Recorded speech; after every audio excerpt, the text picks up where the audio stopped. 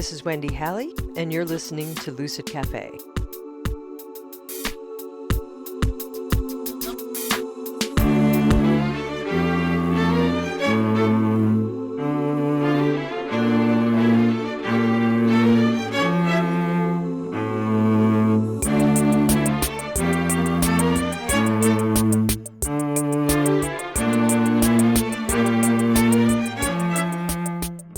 And we're back with another definitely thought-provoking episode of Lucid Cafe that I'm really excited to share with you.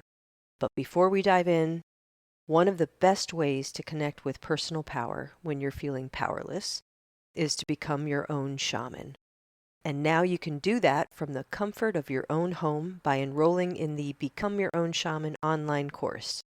It's a self-paced, experiential, introductory course that gives you the groundwork to start a personal shamanic practice. We'll explore subjects like the nature of reality, the nature of the self, and how it relates to consciousness. And you'll learn the mechanics of how to safely and easily enter a shamanic trance state using sound. Then we'll dive into some fundamental experiential exercises introducing you to the shamanic realms and 2 of your personal spirit helpers. Are you ready to take the first step toward becoming your own shaman? Visit lucidpathwellness.com or use the link in the show notes to enroll and start your journey toward deepening your connection to the unseen world and yourself. Okay, today's episode strikes me as a really important one. If you're listening to this podcast, there's a good chance that you're interested in being the healthiest, most balanced, and best version of yourself. So what if you found out that you were possibly engaged in an activity that was causing you harm? And what if that activity had a detrimental effect on your brain and its ability to regulate emotional reactions and engage in critical thinking, especially during a time like we're in where we really kind of need our wits about us? My guest, Dr. Janine Oliver, is a clinical psychologist who has expertise in social media, reality TV, and critical thinking. I really enjoyed my conversation with Janine and so appreciate her down-to-earth, honest way of talking about stuff that most of us probably don't really want to talk about or maybe even look at. In this episode, we discuss what her research uncovered about the impact social media and reality TV has on our brains, and how, with some adjustments, you can reverse that impact. Janine is a cognitive psychologist and licensed clinical social worker who, in addition to working with clients in her Philadelphia area practice, offers professional presentations and specialized consulting regarding her research. She's also the author of the book, The Anxiety Cure: Practical Drug-Free Ways to Rewire Your Brain, which we did not discuss in our conversation because I was not aware that she wrote this book until after we met. I never said I was professional. Now you have even more proof. And one more thing that's worth mentioning, since I referenced it in this interview. It's probably a good time to announce that I have a new book coming out at the end of May. It's called Raven's Daughter. I've gone more mainstream with this book. It's speculative fiction. It's a combination of fantasy and near-future sci-fi about a mind virus of deception. It's definitely fiction. More details to come, but in the meantime, please enjoy my conversation with Dr. Janine Oliver. Janine, thank you so much for joining me. Thank you so much, Wendy. Thanks for having me. Yeah, you Glad bet. to be here. I am really psyched you're here. Let's just give a little background. So I attended a webinar for continuing education that you facilitated, that you provided, and the topic was so intriguing. I was thinking as you were chatting during those 8 hours or however long it was, it felt like a long time. It's a long day. I can't Yeah, imagine what it's it like is. to present for that long. But I was thinking how this information that you researched needs to get out there. I was thinking that interviewing you, if you were up for it, would be a great way to share this information beyond the clinical world. Yes.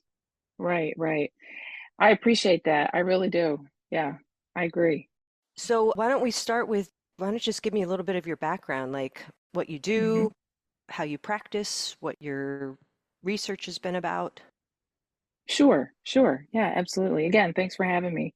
And I appreciate the interest. I really do. I find that there are a lot of people that are interested in the topic. And I'll get into that in a moment. But first a little bit of background. So I started out my professional career as a social worker. I was always interested in advocacy, and I was interested in the advocacy element of helping people. And I also wanted to be a therapist. So I began, like I said, getting my master's in social work with a combination of community social work and direct practice. And I really enjoyed it.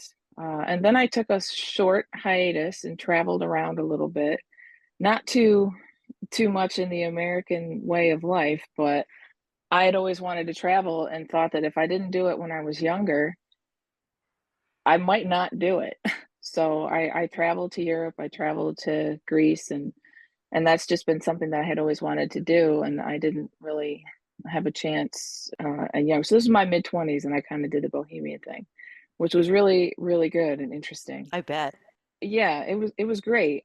I I wanted to learn about not only other cultures, but I wanted to learn about how my culture looked to other cultures. So from the outside in. So just a shift in perspective. So I bet it's a great I actually haven't traveled in that way. okay. I've never had a passport. I just haven't had the Mhm. opportunity to do a lot of travel, but Yeah.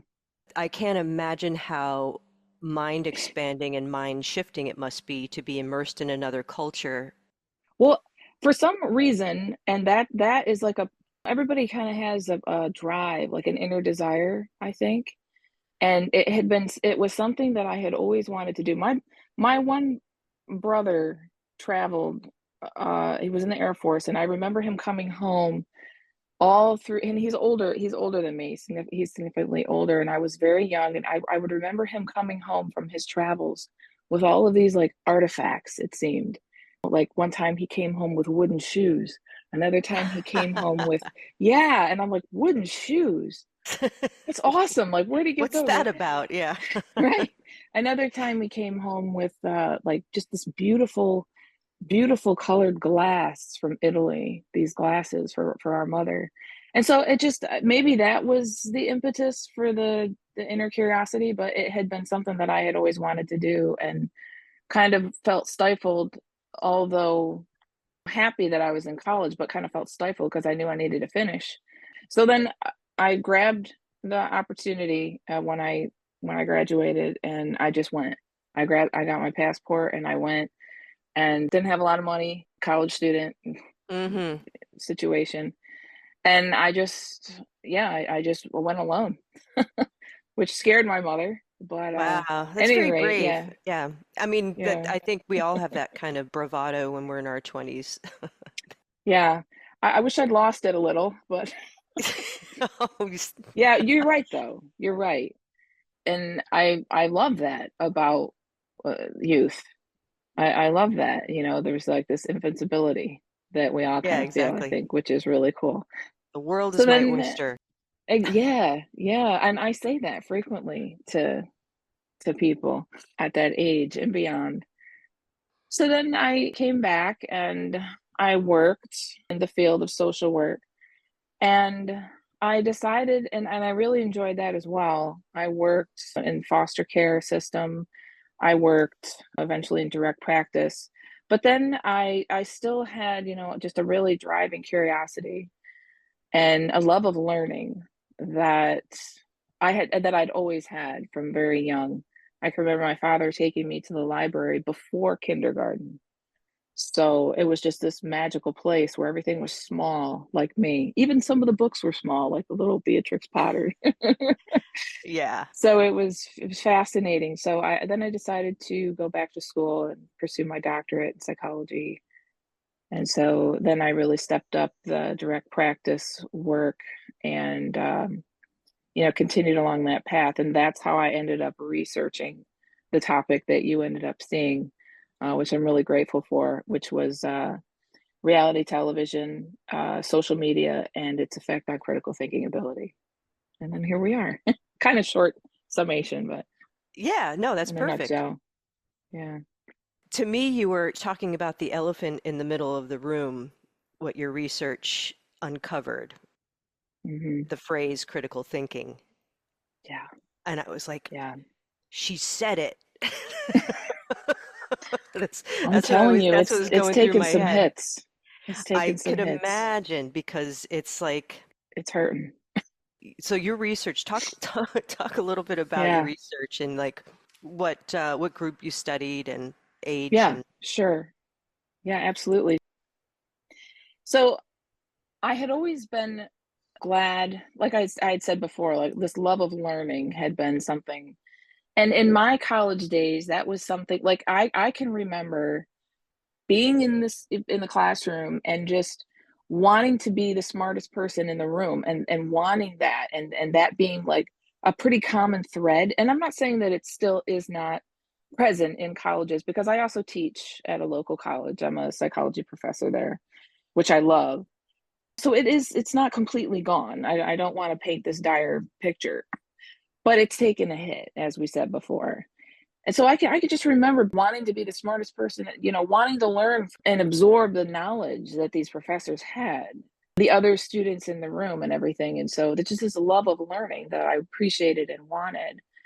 And I can remember just this downturn of it. Okay, downturn of the curiosity, downturn of just of acceptance, your own? just noticing around me and Oh, okay. All right. feeling out of place.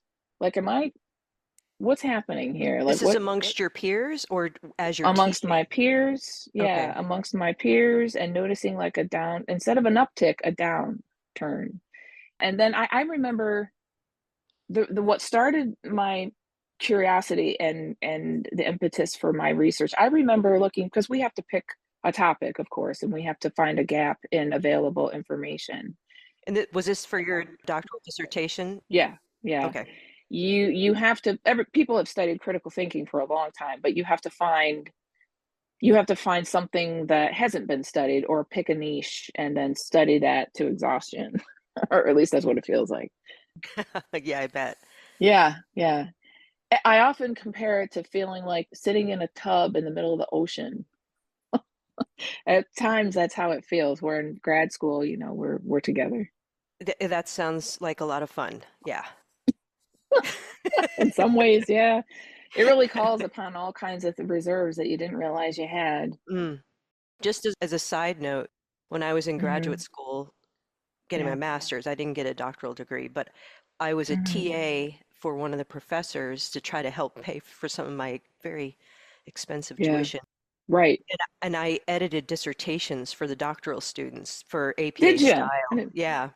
know you could do. And I would get these tomes that I would have to bring home and I would have to flag all of the heading errors and all of formatting errors and all the style errors. Well, I take my hat off to you. Wow, you earned your money.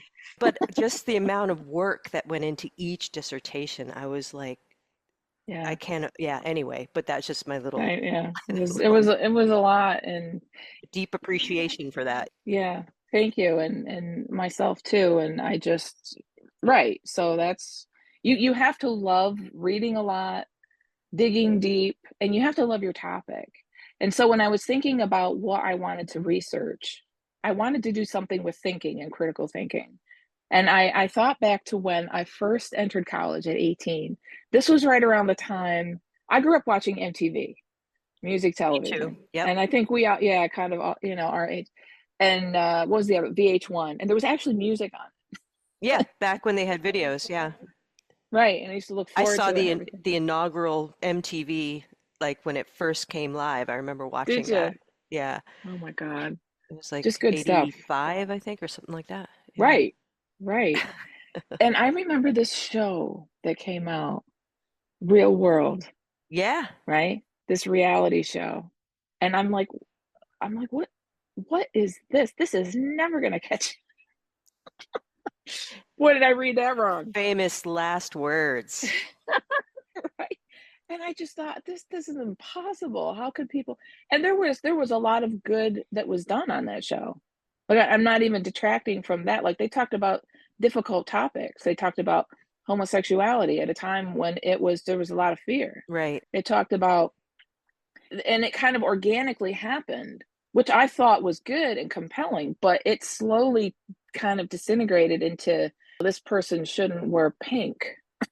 And it just kind of took a turn that I didn't expect. And then here, and Cops was another reality TV show. I just couldn't believe the myopic, like the really narrow perspective, and how it did. I thought it was doing more harm than good, a show like that. So I knew that I wanted to research that. I knew I wanted to find out why I was so like wrong in my initial assessment that this is gonna just never take hold.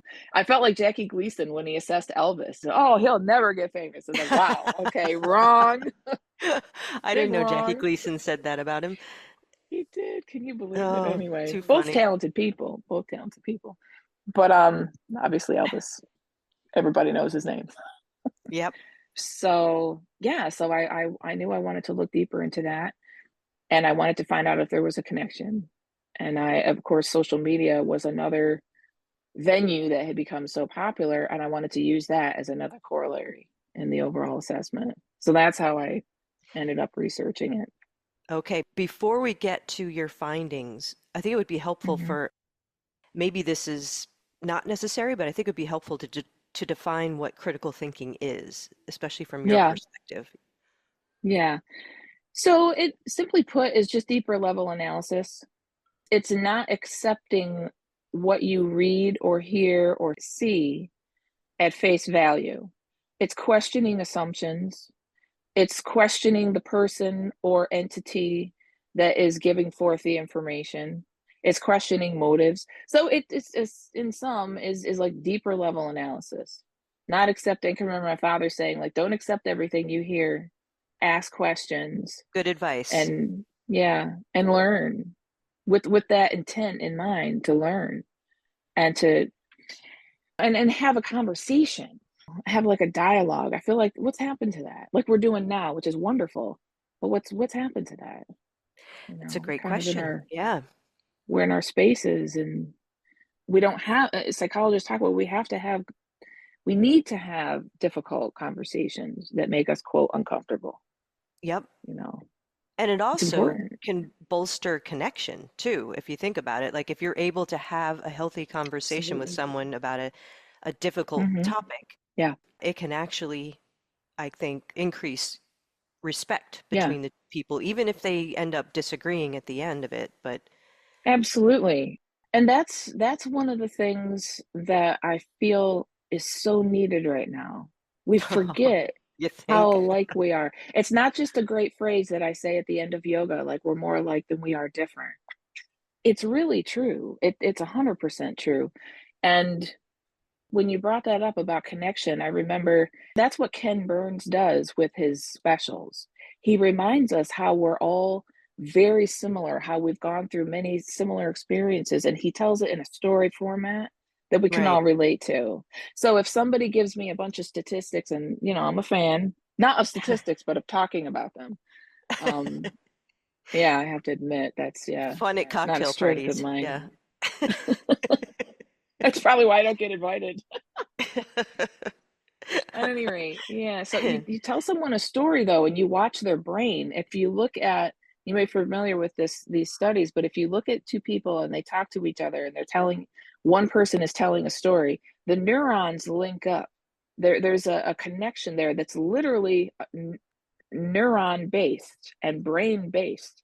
And so you're synced, right? And so we've kind of lost that. Yeah. Would you call that empathy? There is an aspect of it, yes, absolutely. I'm glad you noticed that. Well, without getting too sciencey about it, there are mirror neurons in our brain. And that's what's responsible for, like, if you're watching a scary movie, you're in that experience because of mirror neurons. It's the biological basis for empathy. Oh, I just got this crazy, crazy ass chill. Can I take a little side trip for a second? And what Absolutely, let's gave me go. that that chill? So I just finished writing a novel. It's speculative fiction, so it's a little Oh, wow. fantasy, and it's Yeah. near future sci-fi, and it's about a mind virus of deception. Oh my God. That sounds fascinating. It really does. Yeah. It was a bear to write. Yeah. We're editing right now, but Hmm. I describe the virus as having this sort of silver metallic hue like a mirror. Okay. So that Yeah. one way to see it, my protagonist can see it, is in the Yeah. eyes of the person who's infected. So there's like a silver sheen in their eyes. So you end up seeing yourself in the eyes of the person. Hmm. When they're speaking deception, Yeah. then you see yourself in the deception or you Oh mirror my it. God. I mean, Wow. that's like a subtext. Hopefully, the Yeah. reader, if I have any readers of that book when it comes out, Of course you will. That's a fascinating topic.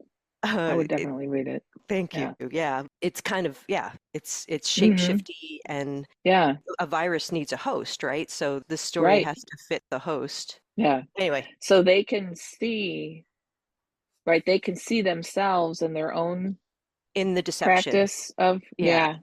Wow. that's how it travels. That's how it. Hmm. From person to person. That's So fascinating. there's an entrainment to it. Hmm. Well, I mean, that is not too far off the mark, and neurologically speaking. For real? Yeah, and even there's mirror neurons in the animal kingdom, like whales, Okay. dolphins, these highly sensitive and intelligent creatures. They really lose their health if they're not with other species, and they've shown that. But I mean, it's amazing that there is a biological, and that is an adaptive trait, right? So that ensures the survival of our species to care about each other. Yeah, absolutely. Right. So much so that we say person that doesn't have that is said to be more isolated, more not as much isolated, but lacking in empathy. That's like a pathological. Their brains are a little different. Brain disorder. Yeah. Yeah.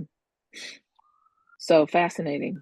All right, I took you off topic. So you were talking about mirror neurons Hmm. Yeah. in relationship to critical thinking. I did kind of sway over to the mirror neurons, but I was talking about how that we've lost connection with each other. Okay. And like Ken Burns, for example, he would tell a story and that would help us link each other. Even if you're a different ethnicity, a different political party, you're able to connect on a human level when someone tells a story, for example, or an anecdote. Right. And we've kind of lost that if we're so separate in our own echo chamber, our own AI kind of Hmm. funnel. Yeah. And and we've forgotten that we are more alike than we are different. That the experiences of me here in on the East Coast is not much different than the middle of the country and the west of the country and Guam. Right. I think it's true what Kennedy said. Like we all cherish our children's futures. We all breathe the same air. But the point that I was talking about with mirror neurons is that when you tell someone a story and they're in front of you, and they're engaged in that story, and they're listening actively, which that's another thing that has been that has decreased, is that active listening, paying attention to each other, is the brains are synced, which is Okay. fascinating. Yeah. Yeah. All right. Huh. So we've got a vie for attention. Yeah. You know, she's got to vie for it. It's like a struggle a little bit. Yeah, yeah, absolutely.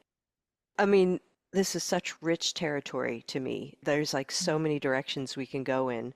Yeah, All right, so your research uncovered that critical thinking.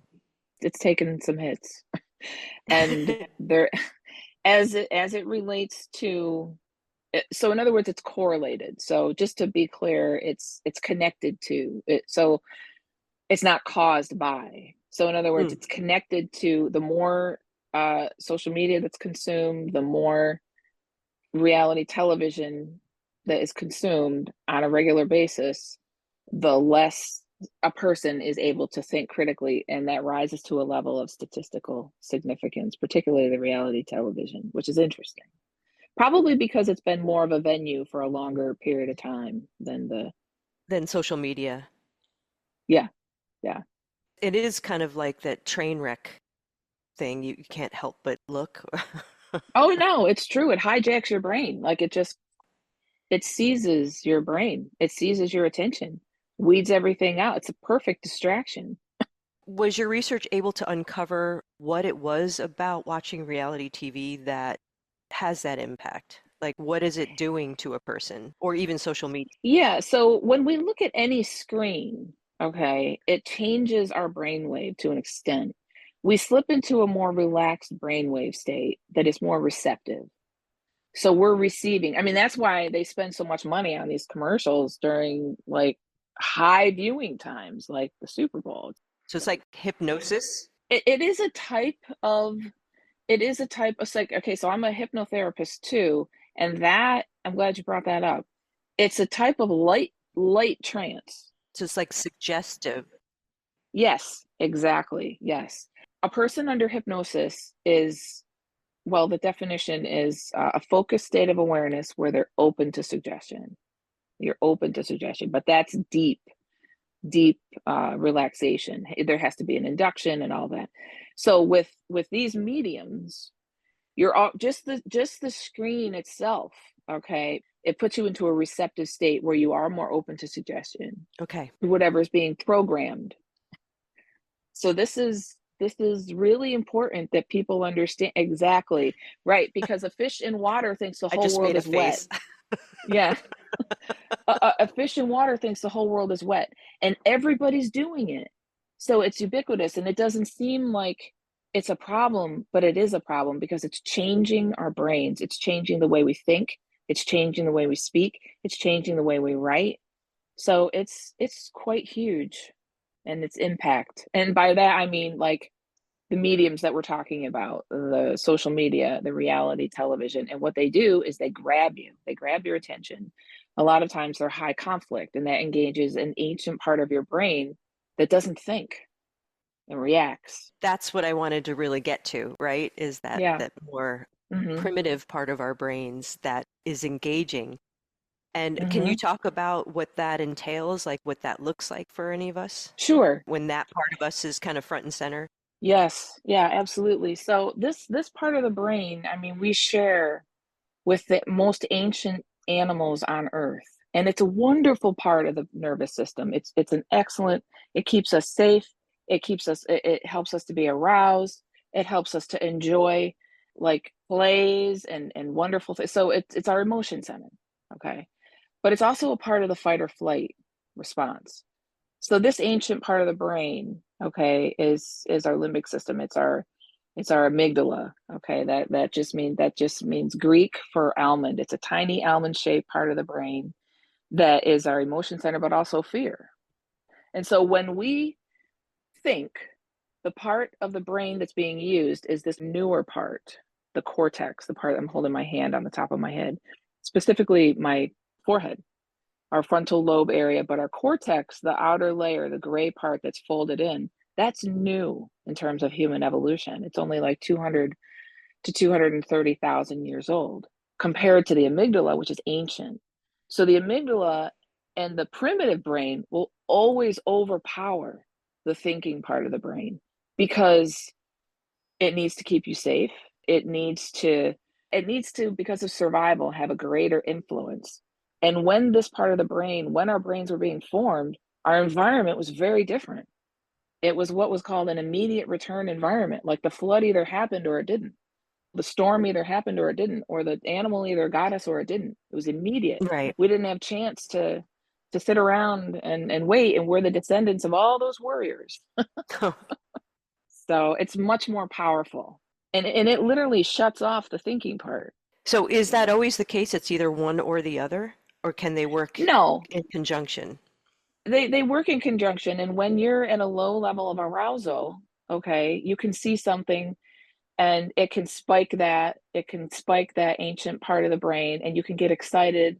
But normally we have it under control unless there's like anxiety disorder of some kind, or even a mood disorder that goes in the other direction of decreased intensity. But it's still that part of the brain that's involved with regulation, emotional regulation.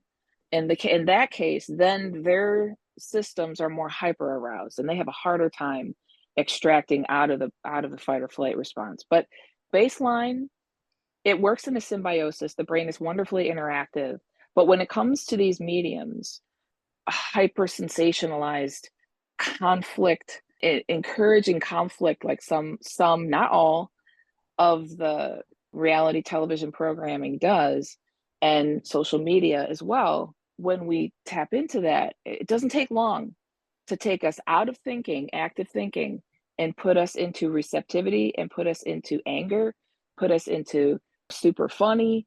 And it's like this emotional roller coaster where the thinking part of the brain kind of takes a back seat, kicks its feet up, and just Goes on just holiday for a receives. bit. Yeah. Goes on a short holiday. Yeah. Can you talk about the addictive nature of those Yeah. kinds of mediums?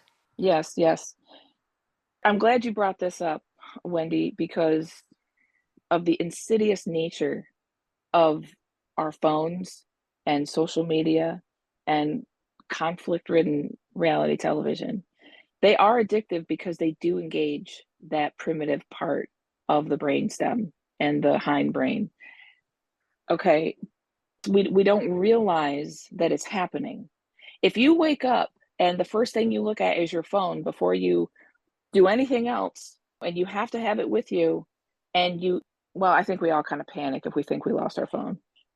But if there's an intensity, if you find yourself on your phone, or if you find yourself switching from one medium to another, like I'm not on my phone, but I'm watching The Real Housewives of whatever, or wherever, and I'm just involved in a different kind of conflict ridden medium, then you're conditioning that hyper vigilant part of your brain to stay at a more heightened level at the expense of other parts of the brain that think, that reason, that discern, okay, that distinguish, that question.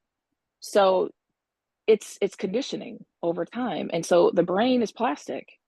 And we know now, the term is neuroplasticity, and I'm sure you've heard of it, that basically the brain is plastic and the neurons change how they talk to each other based on experience, based on the things we do a lot.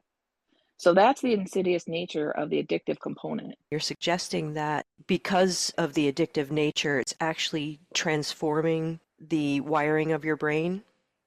Yes, yes. Studies have shown that if you start doing a new activity, say it's juggling, right? You pick up juggling. After 2 to 3 days of practicing this, okay, the visual centers that detect motion in your occipital lobe in the back of your brain change. Those cortical spaces become thicker.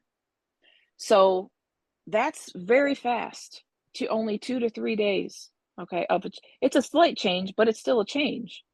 So when you think about the hours and hours of time, and that's another thing, time just slips away. I mean, what a time suck. If I go on Reels, for example, which I do sometimes, I say to myself, okay, I'm gonna go on Reels. And I For note the this long. time. Right. I note the time, right? I say, okay, it's whatever, 10 o'clock. And I say, I'm gonna do it. I'm gonna let myself do it. I'm gonna let my brain go on vacay and I'm gonna go on Reels. And of course, you know what you're gonna see because it's all the filter, right? Yep. The algorithm. And then I come out of it, and then I'm like a half hour older and I haven't accomplished, you know, what have I done? Right. And Yeah. so that's what I And what have you mean. That learned? that's And yeah. I might have laughed a little and done so on.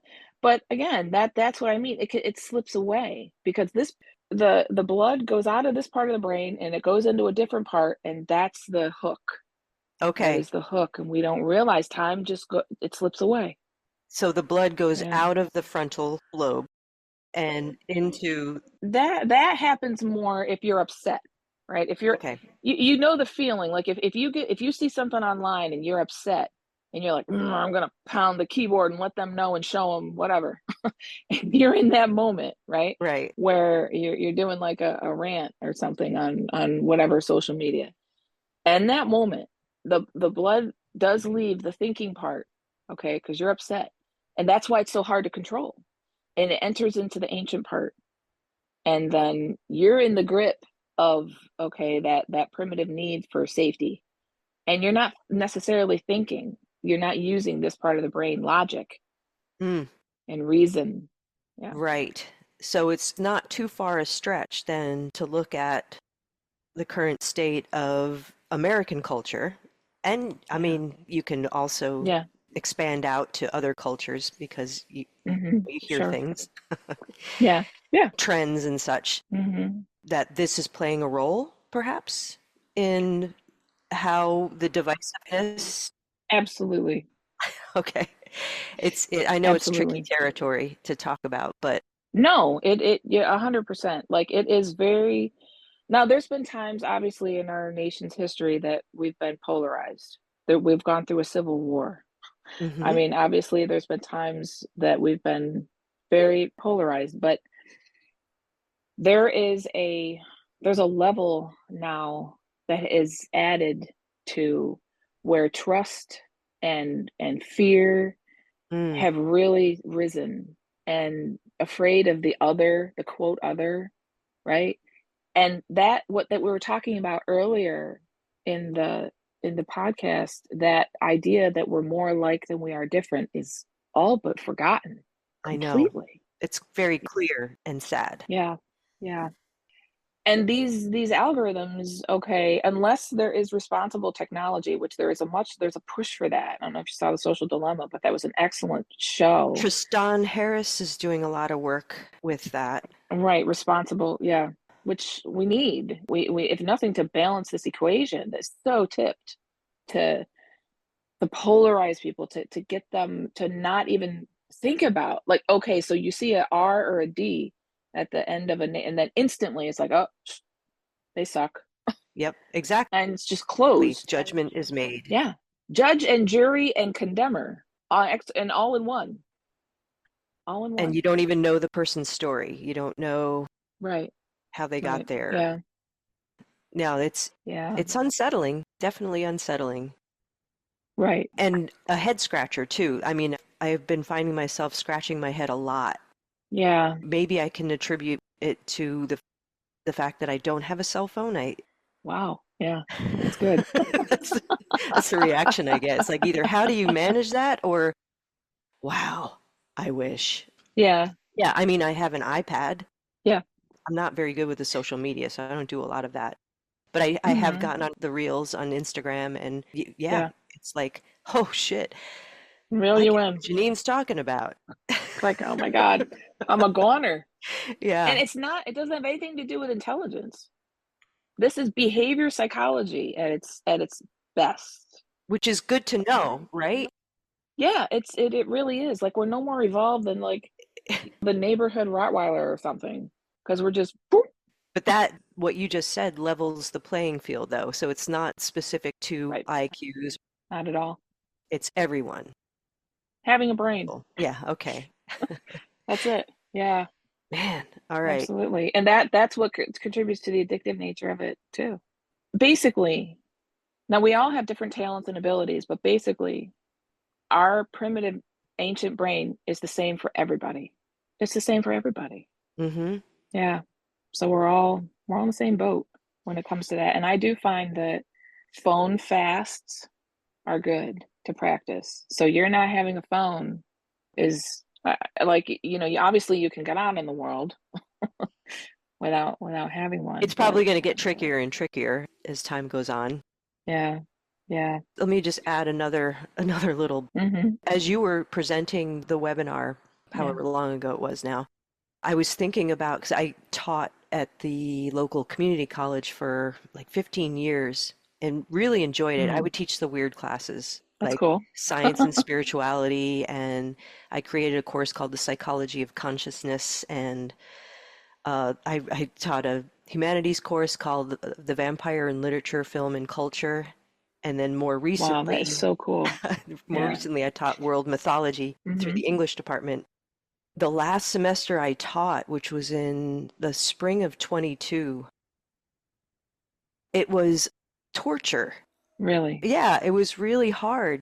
It was in person. Yeah. I preferred it to be able to look at people's faces. Right. I'm a real discussion heavy teacher, Mhm. and Yeah, that's good. they would not talk. They wouldn't Yeah. engage with each other. And Yep. even on breaks, they would pick up their phones and they Their wouldn't engage phones. with each other. They would just engage with their phones. And the Yep. kicker, I don't know if it was just the culture of that classroom, but No. I was starting to see that the critical thinking issue Yeah. because world mythology can bring up it can be loaded, especially Yeah. when religion is brought into it. Well, you have to think. And I had a Yeah. student say in the first class that, and I apologize if I'm offending anyone with this statement, that I thought it Mm. was I thought it Mm. was unsettling, is that the student Yeah. said that science has proven that the Bible is true. Oh, Jesus. Oh, boy. And I was That's like, painful to yeah, hear. she ended up dropping the course Well, I'm not surprised. Sorry, a but few weeks in. Yeah, no, it was good because she was constantly pushing back and disrupting the class. She was the only one who would talk. mm, But anyway, yeah, it was yeah. really challenging. And I was having my every 5-year review. So I had my hiring Yeah. coordinator come in to observe me teach. And I made a joke before class started. I said, make me look good. Yeah. It's like crickets. And I'm like, oh, this is good. I had warned her ahead of time that this class does not engage. And Right. they were champs. They engaged like they never had Oh, good. before. Wow. And How then about that? when the You got observer lucky. left, one of the students said, "Isn't it funny how we talked?" Did you notice that? Did you notice that? And then they stopped after that. That was it. No more. Like they went back to Yeah, they went back to not talking. They just put on a show, which is, oh, come on, I don't want to teach like this. So I was like, all right, maybe after 15 years I should call it a day. But it yeah. was It has but definitely changed. yeah, and You're that's what I right. was noticing. They were less interested, less curious, Yeah. quicker to have reactions to the material that was being presented, Yes. and harder to present opposing information. Yeah. All the things that we talk about with critical thinking. Just scary. I just didn't think I could do my job well. You love to teach, though, it sounds like, you see, and you love the conversation, you love the dialogue, and you love to impart information, right, in a learning environment, Yeah. and that's a good thing, but you've got to have if you love to teach, you've gotta have students who love to learn, and if you don't, like, it's really hard. Yeah. It's really hard. Are you noticing any of that in your teaching? Unfortunately, yes. Okay. Yes, and, it's very hard. I've actually changed some things because I recognize the capacity is not there, and that's hard to accept, but as an educator, I have a responsibility like you did, but at the same time, just like what you said, I remember looking out at the class, one class that it was the first day, and I tell them right off the bat, "No phones. You have to have your phones put away. Yep, me too. All electric devices put away, put your computers away, because I don't know if they're watching Netflix over there, I mean, all of it, and then it's just like, okay, they're shooting daggers with their eyes, which is fine, but you set the tone, and then as I get into the syllabus and I start to talk about the content, I start to ask them questions. They just look at me and they're just fascinated that I expect them to talk. I expect them, and it's almost like an insult that I expect them. Not all of them, okay, but a lot. Right. And we're doing a disservice to an extent in schools because the phones in the schools, not a good thing, okay? And just it's decreasing their like the trends that you saw. This actually was the cohort that I focused on in my study, 18 to 24-year-olds. They are on the cusp of new and emerging trends. So they're a very common cohort to study. Okay. Of course, there were other ages throughout the study, but that was the main focus. So the study focused on that age group so that we know the impact. And sadly, again, the critical thinking has decreased with the more content that we've discussed increase. And now it's even more. It's even more than it was when my study was published in 2021. And that's on the developing brain because that cohort that you studied, their brains aren't fully formed yet. Excellent point. We now know that it takes upwards of the mid to late 20s for the part of the brain, the last part of the brain to form, which is the frontal lobe area, which, as you know, is responsible for executive function, long-term planning, thinking before you speak, the Mm. consequences of actions, a lot of the things that you saw in your classroom. And it's a detriment. Yeah. One of the questions I wanted to ask too is that Hmm. the impact of these various media, reality Hmm. TV, social media, Yeah. is it age specific or is it across the board that it impacts all brains, no matter what the age? It's a great question. So the younger that a human brain, the younger they start, the greater the impact, because that's when the brain is forming. From 0 to 5, there's dramatic changes in the brain and nervous system. There's things called blooming and pruning.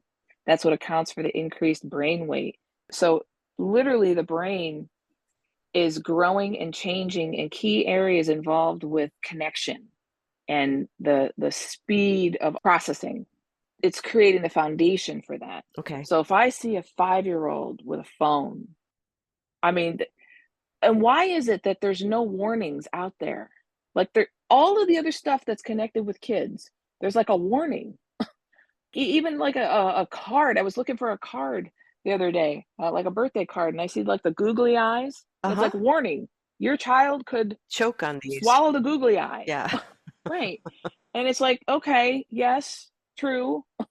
But we're handing, I saw it, we were out to eat. I saw a baby, like, couldn't have been more than 8 months with a phone. Get out. So I get it. I understand. Like, I know it's hard to raise kids. I know that. But yeah. And Okay. I'm thinking about that baby's brain Mm, in that moment, what they're seeing and what's being sucked out, not what the child is seeing, but what's being sucked, what's being arrested in terms of development. okay. Because that's what's happening. Like, not to put a fine point on it, that is what's happened, you see. Okay. So detrimental, definitely for young people. Yes.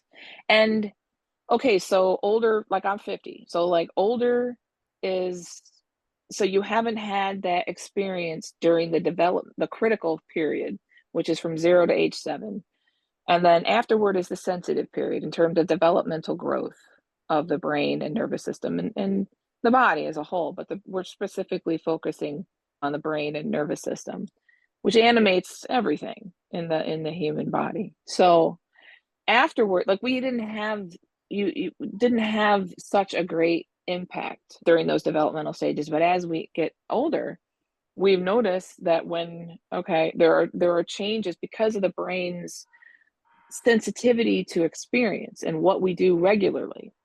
There are changes. That's the neuroplasticity you're talking about. Yes, yeah, All right. absolutely. Okay. So pretty grim picture.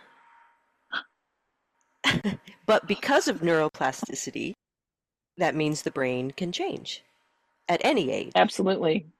Absolutely. And it's a wonderful thing too. What have Yeah. you been suggesting for folks who are concerned about this? Like, what kinds of Yeah. things can people do? You already talked about taking kind of a break from your phone, Yeah. a fast, you called it. Yeah. And people are like, how's that? No. I mean, if depending on the age group that I talk to, right, or suggest it to, I get different responses. But I'm very much for practical solutions, right? Just the idea of leaving your phone across the room. I practice this often. I'll charge it, but I'll charge it across the room. When it's not in your immediate like seating area and you have to actually get up and go across the room, that's a big, it helps. It helps. And I've helped people decrease their phone addiction this way. Clients, Okay. people that I've talked to. Yeah, so leave it across the room because we just pick it up.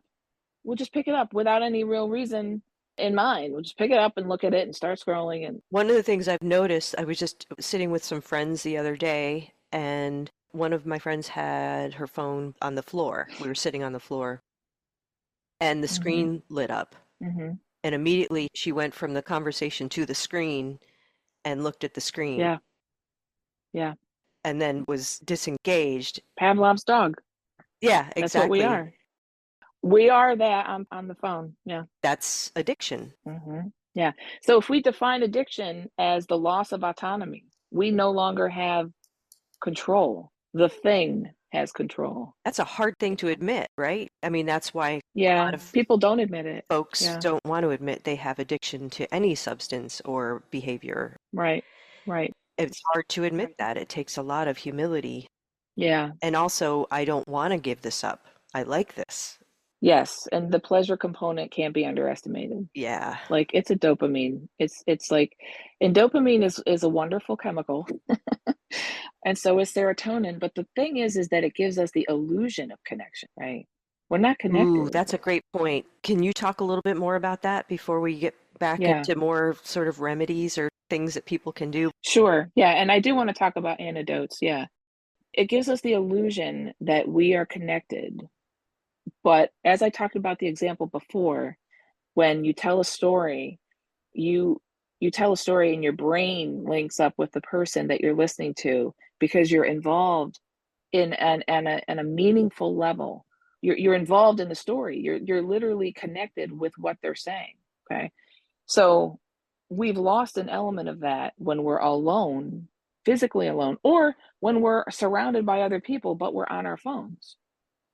Yeah. We are immersed rather in the experience that we're having in the phone, and we're alone in that experience, even if we're connected to the rest of the world But there's the illusion artificially. that it is Yeah. a true connection, even though it's not a Yeah. true It's connection. artificial. Okay. Yeah. Largely, it's artificial.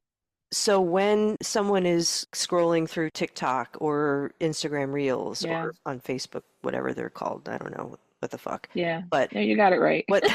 what what's going on with chemistry? What is the addictive nature of these, however, hmm the really mini little, why are those Yeah. so addictive compared to a longer YouTube video? Right. So we have the perception, and of course, the perception creates the reality. We have the perception that because these entities out there think like me or are in my wavelength, that I'm connected to. This person gets me. But it's not a you don't have to deal with the bumps of real communication and real relationships, right? So is it like a hmm weird kind of confirmation bias in a way? In a way, that's a really good point. Yeah. We seek out what we already think, what we already believe, or what we don't realize that we're not And the thinking. algorithm will Oh support yeah, that. absolutely. Yeah, it funnels it right to us, you see. And so it's not real connection and real meaningful connection. You feel it, you feel sometimes upset, sometimes happy, sometimes like I got to work at this a little bit, and there's effort involved. It's not just this prepackaged thing that arrives at your doorstep without any effort at all or earned, and I can depend on this friend that I have in my life, right? And so we have this false sense that I can depend on the phone to make me happy. I can depend on these Facebook friends that I don't even know where they live or where they are in the world. Or if they're real. Exactly. That's just a couple of seconds, right? But it's a false sense of security. It doesn't make us feel it's not durable, you Okay. know. Okay. So in that sense, it's not, yeah. Yeah. It's just not. Right. Yeah. Okay. All right. I mean, when Back. I was in the ER, I didn't call on a Facebook friend. Yeah. Yeah. Yep. That's Totally didn't. that's a great point. Yeah. Yeah. Yeah, when your house is on Yeah. fire, you don't go on social media. Right. Yeah. We got to remember that. We got to remember that. People, Yeah, we yeah, need there each other. that is very true. Okay. So then Let's get back to antidotes. Sure. Yep. So there's people out there that I've researched, okay, that I included in the presentation that you saw, that advocate a complete cessation, like just get off of it. Just have a complete fast. And I understand their premise, and it does work. You immediately start to feel differently without so much technology in your life, and conflict from reality TV. However, I don't think it's a durable solution. I don't think it's long term. I don't think it's practical either. I advocate balance. I advocate Like moderation. moderation, yeah, and noticing. See, this is one of the things that it gets depleted so quickly with the use of these mediums too much, is that we just don't realize we're not paying attention. We lose our ability to focus. We're not paying attention. So just start to pay attention to how long you're on the phone. There's actually things in the phone that can tell you, like you've been on your phone for 9 hours, or you have total hours of screen time. Like it'll tell you, Mm. and just start to notice. So pay attention, awareness that increases. Okay, the increased awareness is the first step, and then start to implement little habits that can decrease the connection to these things, and it will start to chip away at the addiction. Start to bring into your life meaningful connection, in person activities, being in environments where the phone is not required. So those types of things are really good to weave into your life, weave into your day, like placing the phone out of sight. Even placing it out of sight, okay, is a really good way. So James Clear talks about this in his book, Atomic Habits, that if you want to decrease an activity, right, make it difficult and hard. So it's like you make the steps to that activity, to doing that activity, difficult. And if you want to increase an activity, you make it simple and easy. So we're trying to decrease phone use, for example, place the phone in another part of the room, charge it across the room or in another room, keep it out of sight if you're happen to be working on something, so that you don't look at it and you don't see it, and you're not constantly reminded of it. You remove the cue. That's what you do. You remove the cue, and then you have a much greater chance of doing something else when you feel agitated, or you feel like you want to be distracted, or you could just let yourself be distracted. Imagine that. Just let yourself be bored. And that's the thing I just remembered from your presentation that I really wanted to hit Yeah, on too, was yeah, what you mentioned about boredom yeah, and the importance of being okay with being bored. yeah. Nobody's bored anymore. Like, it's not going to hurt you, I promise. Why is it important to have boredom in our lives? If you look at a brain on boredom, it starts to blossom like a flower. It's like you start to, all of these areas become wonderfully interactive, and you start to imagine something to do. It basically increases your imagination, which is so important in all aspects of our life. Watching kids are perfect examples, right? So you give them this toy at Christmas time, like a 5-year-old, because they're in that stage of imagination. You give them a toy, and it's like a prepackaged toy, and it's like already completed. Those are just not good. And then the kid gets bored very quickly. And what do? They start to play with the wrapper. They start to play with the box, or they'll create something to do out of seeming nothing in their surroundings. What's happened to that? Like Right. that's a good thing. It's a good thing. Your brain needs boredom. Needs it. It's a Okay. good brain food. I'm so glad I remembered to ask you about that and to bring that Yeah. up. Yeah, Thanks. because Me it's too. so important. It's really important. The lack of tolerance of boredom is, I think, what Yeah. leads people to, like, when they're trying to fast with their phones. Yeah. Yeah. I don't know if that's like a withdrawal symptom or what, but it's like I No, can. it's inversely connected to addiction. Okay. Yeah, you're right. Yeah. It's like I have to increase my tolerance, and question it. Hmm. Yeah, it's an opportunity to question, why am I so uncomfortable with boredom? Why am I so uncomfortable with sitting? Weaning seems to be the way to go. I mean, it Yeah. makes sense to do that rather than like the cold shock therapy of Mhm. just Right. tossing your phone into the ocean. I don't recommend that. Right. I mean, because then you're likely to try to replace it with something else, and you got to increase that muscle. Think of it as a muscle. Hmm. Like if you slowly every day, incrementally add these different antidotes, add these different techniques and habits into your life, then before you know it, you're spending less time. You're noticing more. You're going out into the world and noticing the world. Like that's forgotten too. There's so Yeah. many like zombies on their phone, and they have the beats on, their ears are totally covered, their eyes are on the phone, and it's dangerous. Yeah. Oh, Yeah. yeah, yeah. And it also makes me think about discomfort, like being okay with being Yeah. uncomfortable with Hmm. the lack of stimulation. Yeah. Right. Right. You got to It's relearn. okay to be uncomfortable. Exactly. Exactly. I mean, I would encourage questioning that too. Like, why am I uncomfortable? Mm, Other than like I don't have something to entertain me right now. But why am I uncomfortable? What is that about? Like why can't I just sit? great point. Yeah. Yeah. Oh, you also mentioned some apps that could help people Yeah. kind of regulate their screen time. Yes. And I include this in the antidote section because we can use the phones constructively. We can use the phone to help us with the phone, Like addiction and homeopathic, yeah. awareness. Exactly. Yeah, exactly. But I think one of them is Pomodoro. Pomodoro is an app that if you want to increase, like, say, your study time or your reading time or whatever it is, that incorporates like natural breaks. Okay, and there's a part of the phone that you can program that lets you know. It'll give you like a warning, like you've been on Facebook, for example, for this amount of time. I have a function in my phone that's set up that if I hold my phone too close to my face, everything shuts off. And No boy, kidding. sometimes it really gets to me. Yeah, it shuts off. The screen goes white, and it reads your iPhone is too close, and you have to pull it away from you.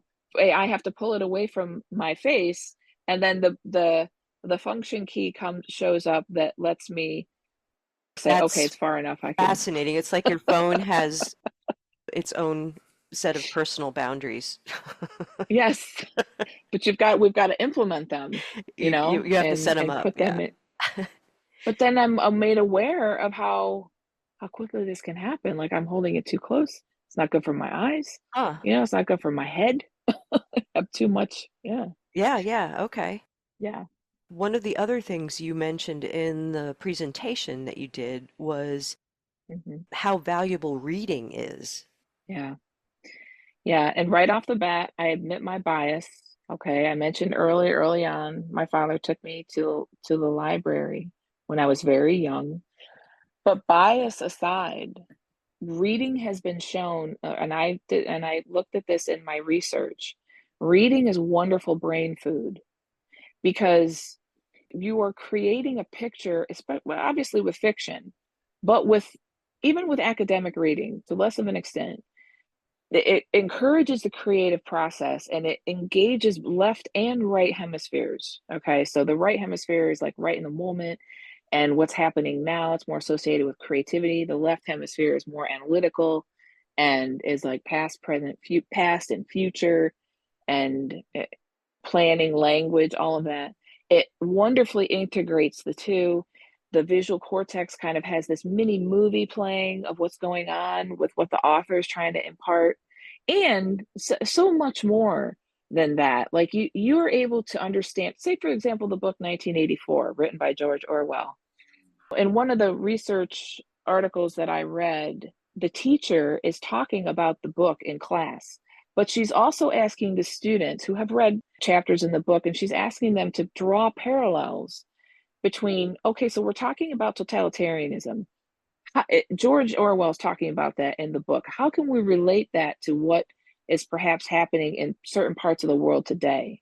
And asking them to draw from a book that was written in 1940 after World War II and comparing that to now, and so many things are happening that encourage critical thinking. So Absolutely, yeah, that it's makes sense. wonderful.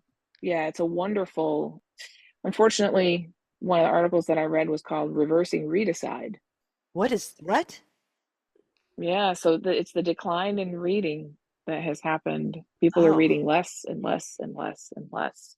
Alarming statistics. Alarming. not a great time to be Yeah. releasing a book, but Well, I did too. Like, you got to do it. people seem to be more drawn to audio Yeah. books. Yeah. I don't know if they're equivalent. I mean, I think they probably hearing a story versus reading a story. I don't Both are know if, good.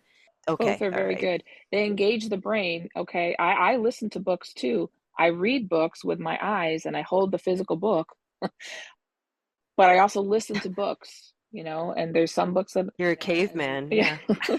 I know I must be. I'm like a unicorn, like no species. But no, it's wonderful for the brain. It's wonderful. But the downturn of reading has really, I do think that there's been the rise in technology has hit humanities pretty hard. Yeah, it's something. And then we Mhm. didn't even get into AI, but that's a whole other, Yeah. it's a whole other thing. Yeah, it is. The moment these machines start dreaming might be the time to be really scared because that's consciousness. Like the animals, you mentioned consciousness and your interest in it. I am too. Animals can dream, and that's what makes us very similar. Okay, the animals. Computers can't dream.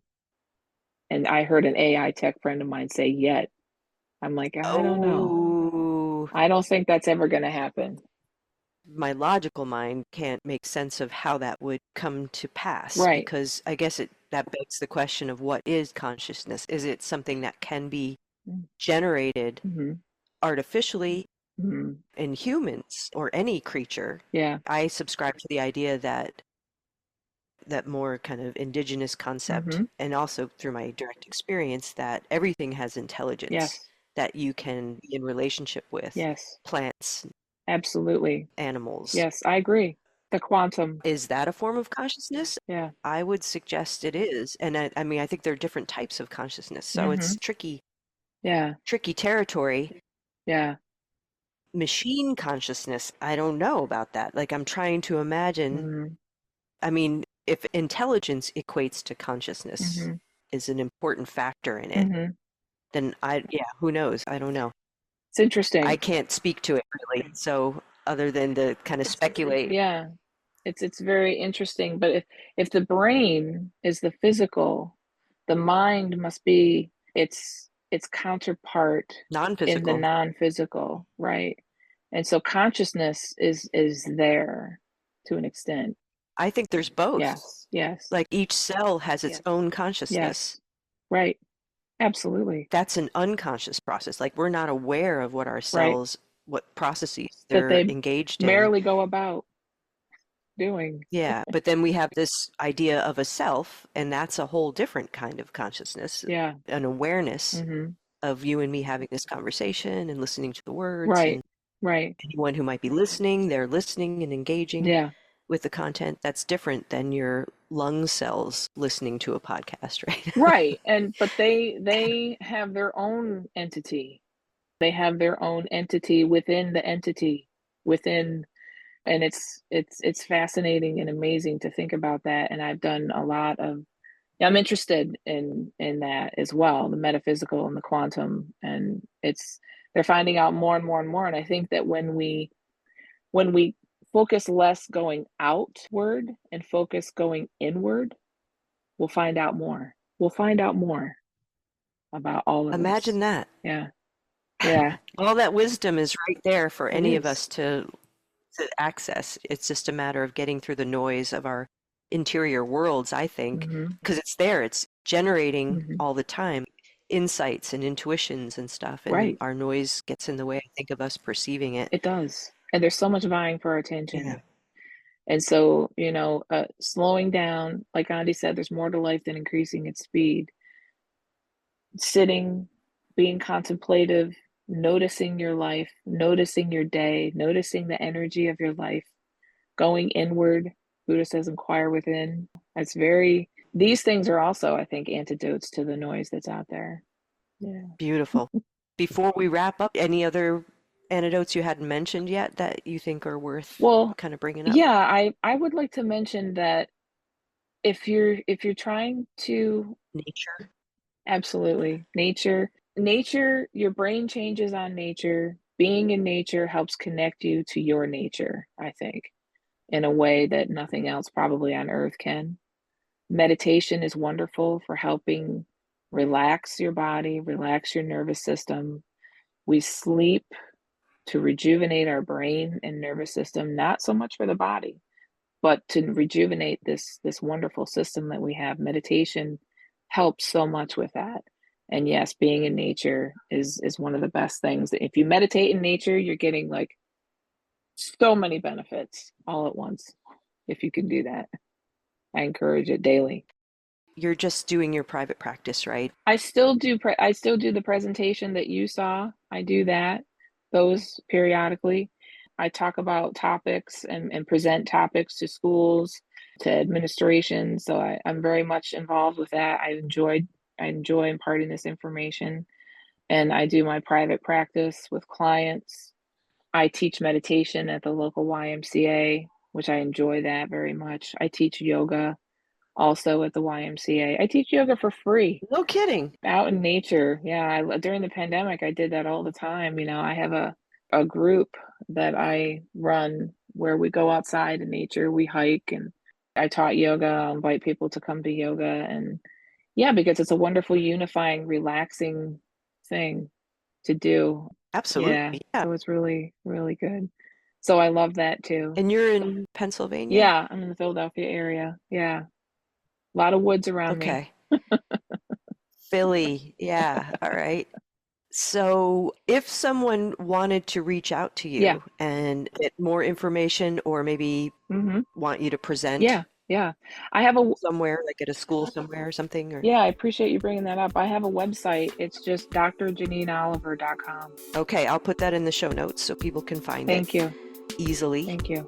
I am so thankful to you for coming on and I think having an incredibly important conversation with me about this stuff. Well, you are most welcome, Wendy, and I appreciate you. I appreciate the work that you do. I appreciate Lucid Cafe. I appreciate you giving me the opportunity to talk. It's been really great getting to know you and talk to you. And I really, really am glad that you had me here. I appreciate it. Are you still there? Even though it's not the easiest topic to look at, I sincerely hope that this information was helpful. I was amazed at how much Janine's findings captured what seems to be happening in American culture. Oof. So to learn more about Janine, her work, and her book, The Anxiety Cure: Practical Drug-Free Ways to Rewire Your Brain, please visit drjanineoliver.com. Thank you so much for tuning in. I'll be back in a few weeks with a new episode on a topic that's always confused the hell out of me: karma. Which probably says a lot about me.